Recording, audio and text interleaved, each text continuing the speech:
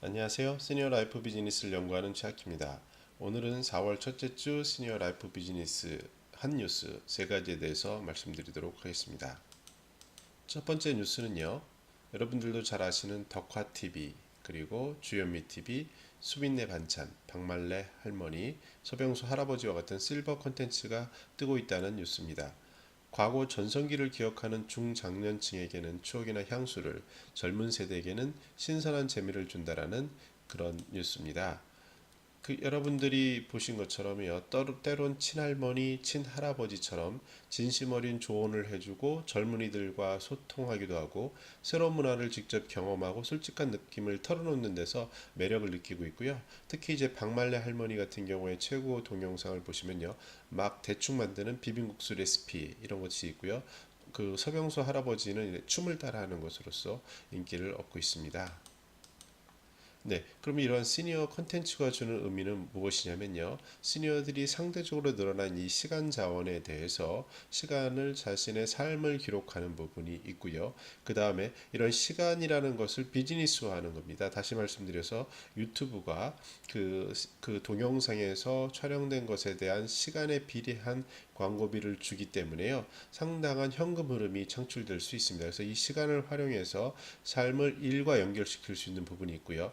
더 중요한 것은 이 유튜브를 통해서 어린 손자녀 세대 또는 젊은 세대 또는 이웃들과 함께 건강한 소통을 할 수 있는 그런 메리트를 가지고 있기 때문에 이런 부분은 계속 활성화될 것으로 전망됩니다.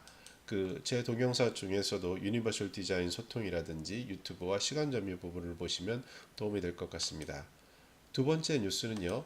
시니어 해외 파견 프로그램입니다. 슈퍼 시니어를 해외 파견함으로써 앙코르 커리어가 연다라는 그런 뉴스입니다. 내용을 살펴보시면요. 국내 퇴직 전문 인력을 개발도상국, 정부 및 공공기관에 파견해서 산업발전을 지원하는 겁니다. 정보통신산업진흥원에서 수년간 하고 있는 부분인데요. 이번 모집에서는 정보통신, 산업기술, 에너지자원, 무역투자, 지역발전 등의 모집을 해서 지원을 해주는 부분입니다. 자, 그럼 여기서 느낄 수 있는 것은 뭡니까? 일의 미래를 쓴 린다 글래톤이라는 사람이 이런 말을 했습니다. 지금까지 삶에서는 교육일 은퇴라는 이 3단계밖에 교육하고 일하고 은퇴라는 3단계만 존재했습니다. 그리고 누구나 이 3단계를 거쳤기에 개인은 단계별 변화를 의식할 필요조차 없었습니다. 그러나 새로운 다단계의 삶에서는요, 변화의 방향이라든지 정도, 시기를 스스로 조절해 결정해야 합니다. 그때마다 나는 무엇이 되고 싶은가에 대해서 고민하고 선택해야 된다라고 최근 나온 초예측의 선문에서도 밝히고 있습니다. 세 번째는요, 실버 호텔리어를 양성하는 아주 짤막한 단신 뉴스입니다. 실버 유성에 있는 한 호텔과 유성구 노인복지관이 이런 교육 프로그램을 만들었다는 겁니다. 이것이 주는 시사점은요. 노인 일자리에 대해서 이제 새로운 생각을 해야 된다는 부분입니다. 인구 구조가 변화하고요. 노인 인력이 늘어나면서 시니어 일자리가 확대가 되죠. 그래서 우리가 이 일자리를 가만히 살펴보면요.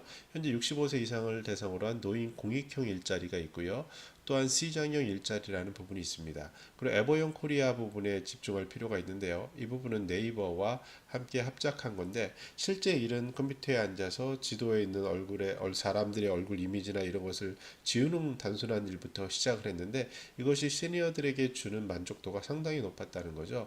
그 일을 통해서 어떤 자긍심을 얻게 되고 다시 나도 옛날처럼 직장에 출근할 수 있고 또한 무엇보다 굉장히 자유로운 시간 근무제 그리고 그 분들을 위한 교육 프로그램들이 발전이 돼 있어서 만족도가 상당히 높은 프로그램이었습니다. 그리고 일본을 많이 가보셨겠지만 어떤 유통시설, 서비스 시설의 대부분 시니어들이 활용되고 있는 모습을 흔히 볼 수 있습니다. 우리나라에서도 이제 점점 인구 구조 변화 때문에 인력에 대한 변화가 생기는데요. 저 같은 경우도 시니어 일자리를 이제 찾게 될 때 보는 부분이요. 대략 50대, 60대 부분들을 많이 찾습니다. 이분들이 상대적으로 건강하고 특히 굉장히 열린 마음 자세를 가지고 태도가 있다면 이분들을 굉장히 성실하기 때문에 선호하는 경향이 늘어나고 있습니다.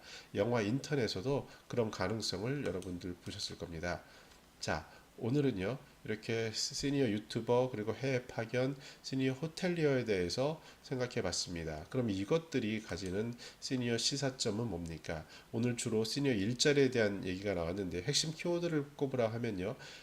이러한 분들은요. 과거에 연연하지 않습니다. 과거의 왕년에 이런 것보다는 오늘을 살아가려고 합니다. 그래서 오늘을 사는 것에 집중하면서 일자를 찾는데 그 일이라는 것이요. 그 생존 시기가 약 뭐 옛날엔 60년, 70년일 때는 일이 별로 크게 중요하지 않을 수 있겠지만 지금처럼 100년, 120년 되게 되면요. 나머지 부분을 단순히 은퇴하고 전처럼 지낸다는 것이 불가능합니다.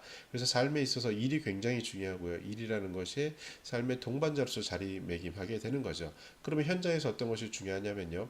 호칭이 중요합니다. 뭐 어떤 님, 뭐 존경받고 이런 대우가 굉장히 현장에서 젊은 사람과 일할 때 부담감이 됩니다. 그래서 저 같은 경우도 그냥 하키 이렇게 부르는 것을 하는데요.